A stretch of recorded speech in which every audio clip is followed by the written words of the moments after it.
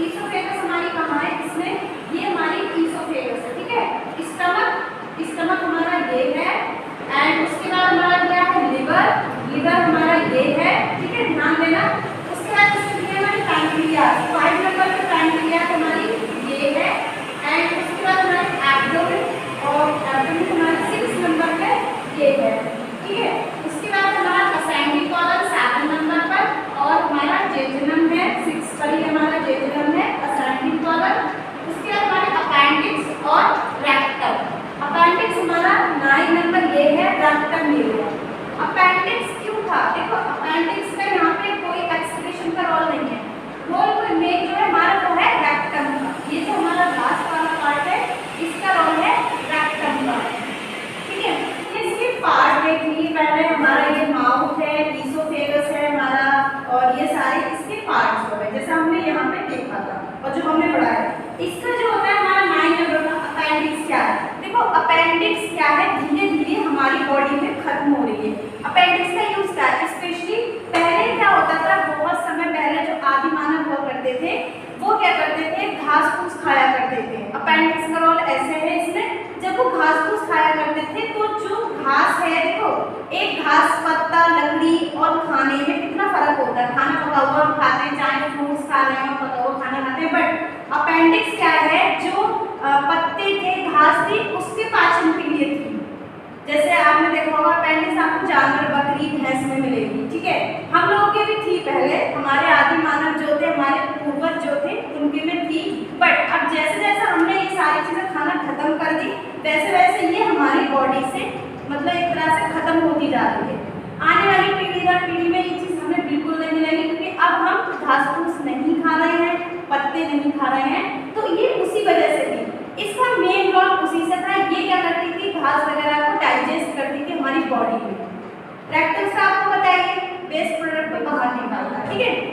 अब कैसे होता है, हमने क्या खाना खाया, खाने में हम कुछ भी ले सकते हैं, हमने खाया, हमारे जो मैंने ग्लैंड्स वगैरह, सलाइवरी ग्लैंड्स वगैरह आपको पढ़ाई थी, देखो बोलस बनता है, बोलस करता है, जो हम उसको चबाते हैं तो गोल गोल जो बन जाता है, जो चिकना चिकना हो जाता है, तभी हम उसको निगलते हैं।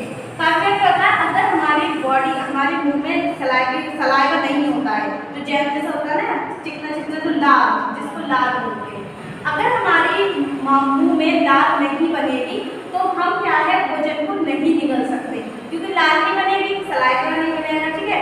जो हमारा बोलस है वो नहीं बनेगा, बोलस जब नहीं बनेगा तो नीचे नहीं आएगा।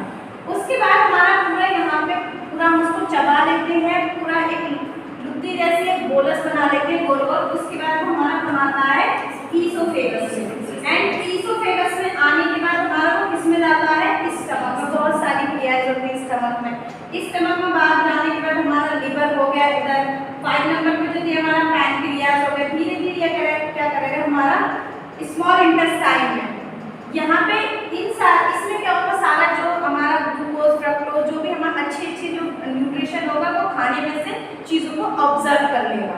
ऑब्जर्व करने के बाद जो हमारा लास्ट में जैसे हमने खाना, जो भी चीज़ हमको ऑब्जर्व करनी थी वो हमने कर ली। अब हमारा क्या बचता है, सपोज करिए जैसे जूस निकालते हैं, जूस निकालिए खोजन, जिसको हम वेस्ट प्रोडक्ट बोलते हैं। जो खोजन निकलता है वो हमारा सर्कुलेट होकर हमारा लार्ज इंटेस्टाइन से और एनएस के थ्रू हमारा रेक्टस के थ्रू बाहर निकल जाता है। ये समझ में आया, ये पूरे हमारी ये प्रोसेस होती है किसमें, डाइजेस्टिव सिस्टम में। लिवर का मैंने आपको बताया था, डाइजेस्टिव सिस्टम का। अगर हमारी सपोज करो एग्जाम में अगर वो लिवर का भी पूछ सकते हैं आपसे, ठीक है, ये लिवर होता है हमारा, ये स्टमक हो गया, तो डायरेक्ट हमारा ईसोफेगस में किससे आ रहा है, ईसोफेगस में किससे आ रहा है, स्टमक, ठीक है। स्टमक के बाद हमारा, उसके बाद हमारा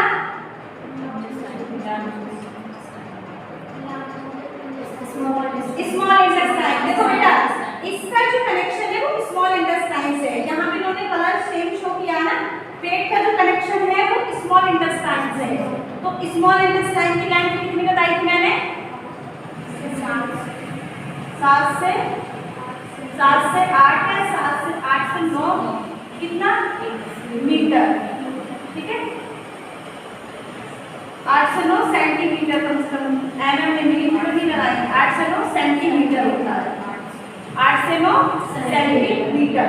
पहले हमेशा ध्यान रखना है जो स्टमक के बाद जो हमारा खाना जाएगा वो स्मॉल में जाएगा, स्मॉल के बाद हमारा फिर लार्ज में जाएगा। ये चीज हमेशा आप लोग को ध्यान रखनी है, ठीक है। उसके बाद जो हमारा वेस्ट प्रोडक्ट बचेगा वो हमारा क्या हो जाएगा, देखो ये आया हमारा स्टमक में, ये सारा सब कुछ अपना अपना फंक्शन करेंगे। उसके बाद ये हमारा नीचे की साइड से स्मॉल इंटेस्टाइन से ऐड होता है। स्मॉल इंटेस्टाइन के बाद फिर हमारा ये इस साइड होती है लार्ज इंटेस्टाइन में। इसमें क्या था जो हमारा अपेंडिक्स था इसका कोई रोल नहीं फिलहाल, क्योंकि हम लोग पत्ते नहीं खाते, घास नहीं खाते, ठीक है। उसके बाद ये कनेक्ट होती है लार्ज इंटेस्टाइन से, और लार्ज इंटेस्टाइन के थ्रू ये हमारा क्या है रेक्टम से बाहर निकल जाएगा, समझ गए, जो जिसको हम पॉटी बोलते हैं।